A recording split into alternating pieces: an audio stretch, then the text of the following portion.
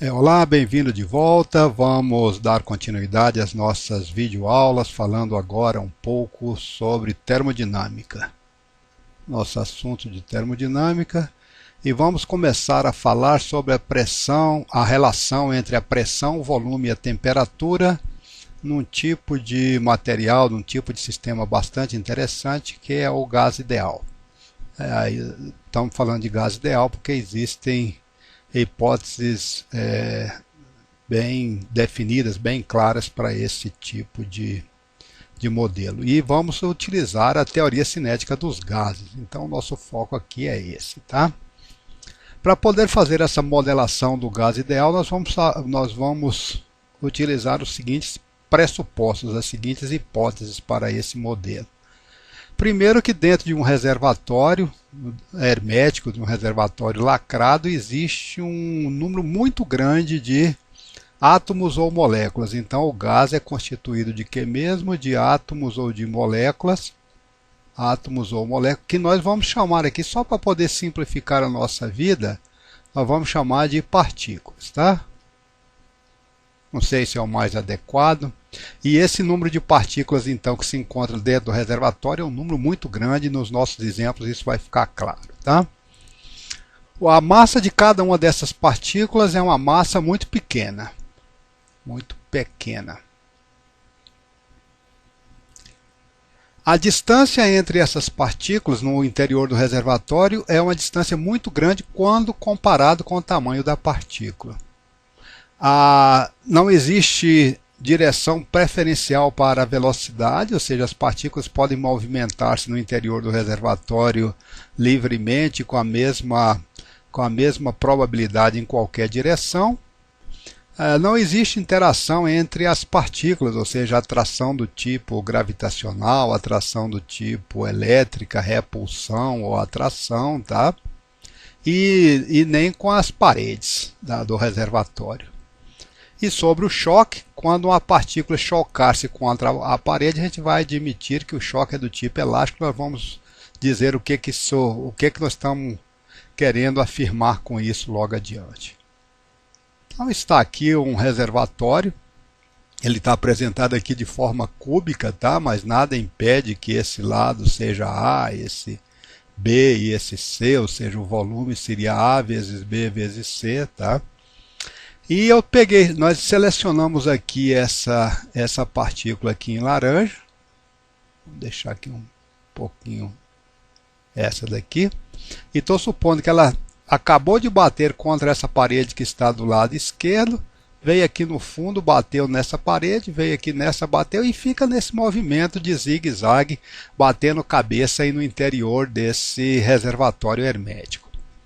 O vetor velocidade dessa partícula, já que ela pode movimentar-se segundo o x, ou seja, segundo esse eixo que é o eixo x, segundo o y e segundo o z, o vetor velocidade então vai ter essas três componentes espaciais. Ela pode estar movimentando para a direita, também poderia ser para a esquerda, pode estar movimentando para frente, também poderia ser lá para trás, e estar movimentando para cima, também poderia ser estar movimentando para baixo.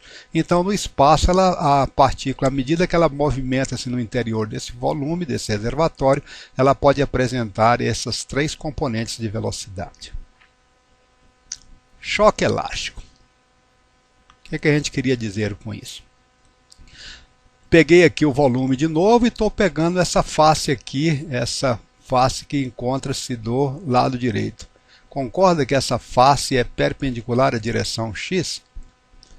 Imagine que uma partícula de massa, essa partícula de massa m, que eu desenhei aqui em verde, esteja movimentando com esse vetor velocidade v. Eu estou mostrando ele de forma ampliada, tá?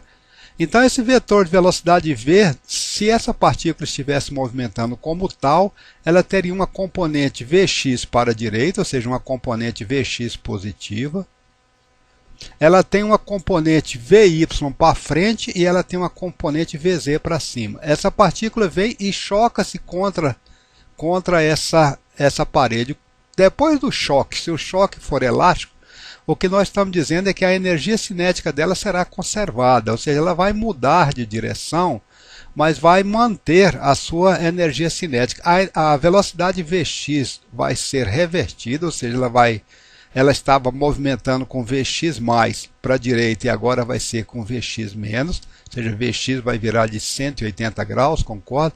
O Vy vai continuar com o mesmo valor, ou seja, se ela estava vindo para frente, ela vai continuar vindo para frente, e ela estava subindo, Vz estava para cima, ela vai continuar depois, ou seja, antes e depois do choque, é isso que vai acontecer. É como se fosse um raio de luz que reflete contra um espelho. Então esse é um modelo simplificado que nós estamos chamando de choque elástico. Colisão com a parede. Quando uma determinada partícula, vamos escolher uma aqui, ó, escolher essa aqui, tá? Partícula de massa m, quando ela colide com a parede, ela estava vindo com velocidade Vx, vamos analisar só essa, inicialmente só essa parede aqui do lado direito, essa parede de área B vezes C, que tem x como direção perpendicular, tá? Então, se ela atingir essa parede com velocidade Vx, vamos ver qual foi a variação de quantidade de movimento que ela vai experimentar. Antes disso, só para relembrar, no interior desse nosso volume que está representado em branco, nós temos cada partícula apresentando a massa m, a densidade de partículas, que é o número total de partículas que nós temos aí dentro, dividido por esse volume ABC, nós estamos chamando de ρ. É uma densidade volumétrica. O número total de partículas é N, eu acho que é fácil mostrar, né, que isso aqui nada mais é do que ρ vezes ABC. E estou admitindo que nesse primeiro caso, estou analisando apenas o movimento na direção x. Tá? Quando uma partícula, como eu estava dizendo, chocar-se contra essa parede, ela apresentava uma velocidade para a direita, que era mais Vx, e depois ela vai apresentar uma velocidade para a esquerda, ou seja, menos Vx. A variação de quantidade de movimento é ΔmV, a variação da quantidade de movimento linear. Como a massa dela é constante, vai ser m vezes ΔV. Vai ser m, velocidade final, menos velocidade inicial, m, a velocidade a velocidade final é menos Vx, para a esquerda, né, depois do choque, e antes é menos Vx depois do choque, menos esse aqui é positivo, né? Tá? Então nós vamos ficar com m menos Vx menos Vx. Então a variação da quantidade de movimento linear vai ser menos 2mVx. Isso vai ser uma ação da parede sobre a partícula. É a parede do reservatório, essa parede aqui, ó, que vai interagir com a partícula e fazer com que essa variação de quantidade de movimento exista. E vai ter uma reação, né? A partícula vai agir sobre a parede, produzindo essa variação, ou seja, de quantidade de movimento 2mVx. Gostaríamos de saber também qual é o número de colisões durante o intervalo de tempo ΔT.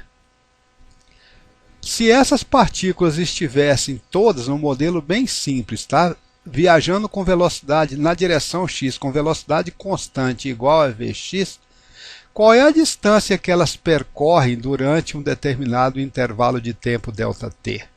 Qual é o valor dessa distância, dessa aqui? A resposta que você diria é o seguinte, depende de Vx e depende do valor de ΔT.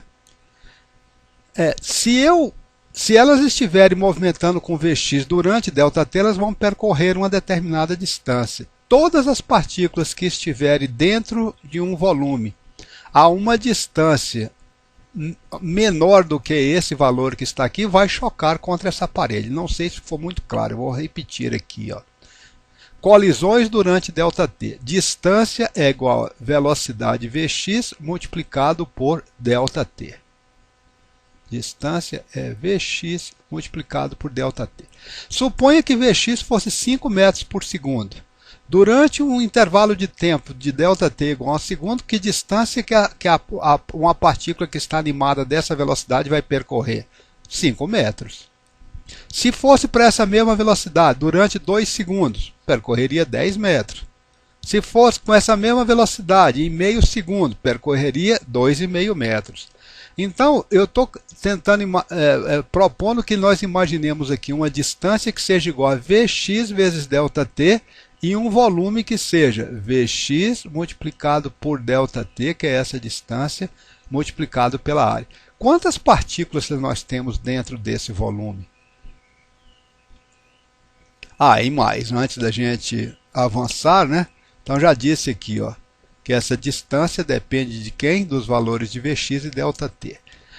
Nós estamos em busca de uma força média que fosse dada pela variação de quantidade de movimento em cada colisão, multiplicado por colisões que acontecem ali na parede na unidade de tempo.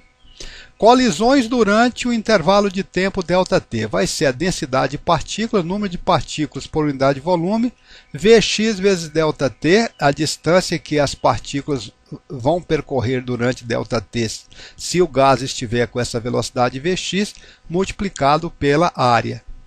E o número de colisões, isso aqui vai ser número de colisões durante ΔT. As partículas que tiverem uma distância maior do que essa não vão chegar na parede. E as que tiverem menor do que D, todas elas vão chegar, concorda? Então as colisões na unidade de tempo vai ser número de partículas por unidade de volume multiplicado por Vx multiplicado pela área. E a força média exercida por essas partículas vai ser 2 vezes mVx, que foi o ΔP que nós já tínhamos falado lá em cima, multiplicado por número de colisões na unidade de tempo. Então a força média aqui está. 2 ρ mVx² vezes área. Já temos uma indicação interessante, né? A força depende de quem? Da densidade de partícula, depende de mVx² e é diretamente proporcional à área. mVx², olha que coisa engraçada, hein? Já é alguma coisa parecida com quem mesmo? Com energia cinética.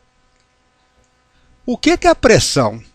O conceito de pressão para nós está associada com a ação média de um grande número de partículas que estão agindo contra essa parede. Estão executando colisões contra essa parede. Esse modelo nosso até agora, quando nós colocamos aqui partículas todas movimentando para a direita, e só para a direita, só segundo Vx+, não está bom não, né? Ele está muito limitado. Vamos dar uma afinada nele?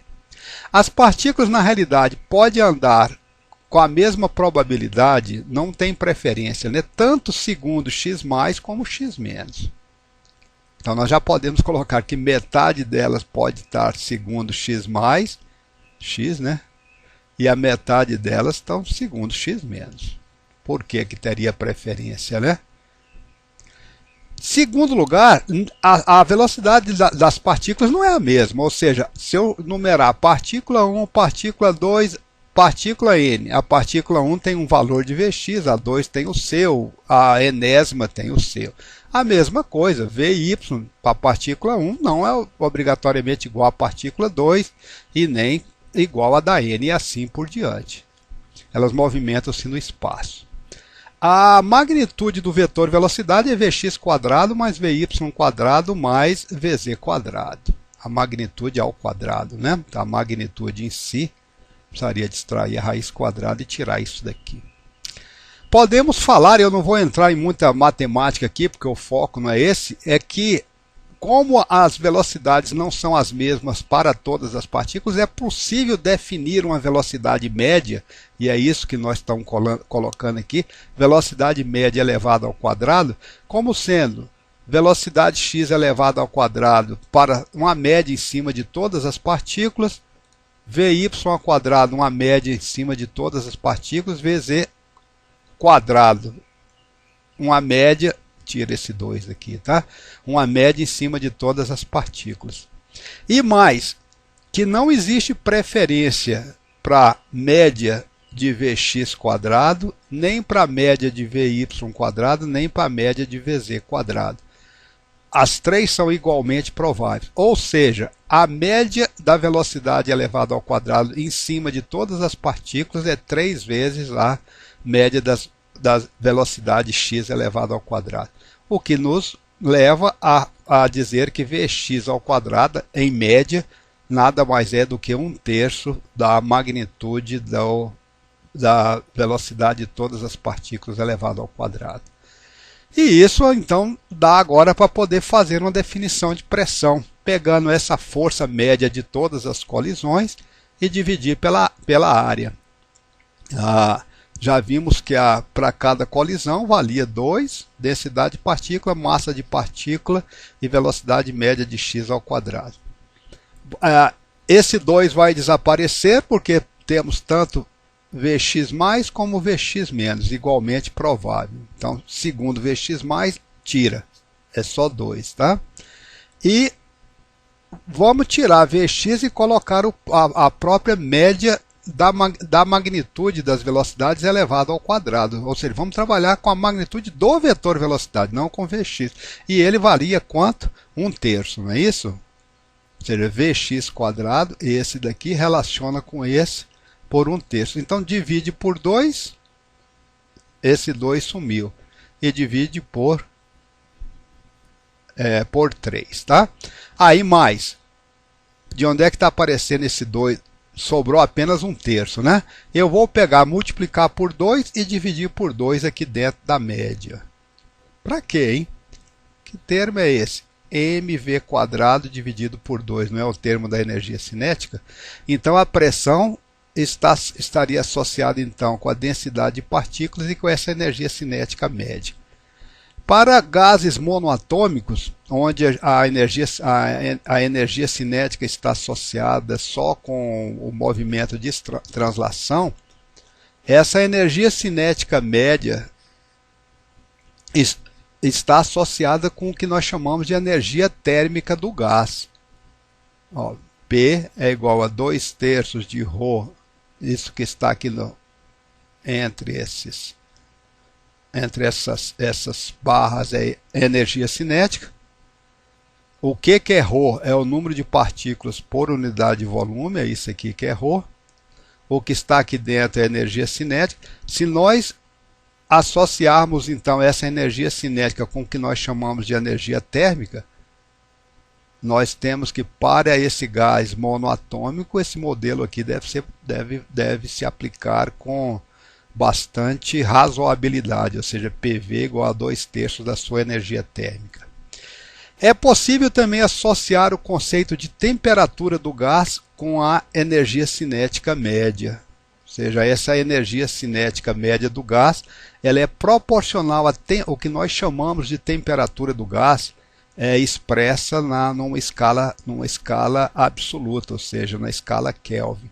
Então, essa energia cinética média do gás ela é diretamente proporcional à temperatura absoluta. Então, nós podemos escrever isso aqui, ó. PV é igual a N. Podemos não, isso aqui a gente já tinha concluído, né? PV é igual ao número total de partículas multiplicado pela energia cinética média do gás, transportada pelo gás.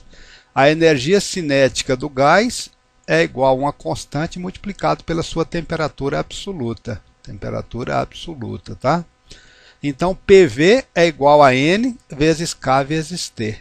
Agora, nós já conhecemos, né, historicamente, a equação do gás ideal como PV igual ao número de moles vezes constante universal vezes T. O que é o número de moles? É o número de partículas dividido pelo número de Avogadro, que é vezes R vezes T.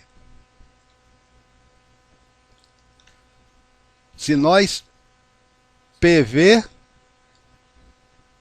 se nós igualarmos apenas nRT com essa expressão, ó, nós vamos ter assim, ó, N vezes K vezes T vai ser N sobre NA multiplicado por R vezes T.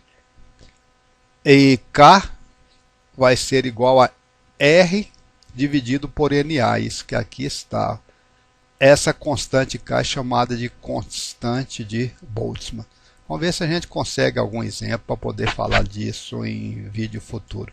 Espero que você tenha conseguido acompanhar e vejo você num próximo vídeo.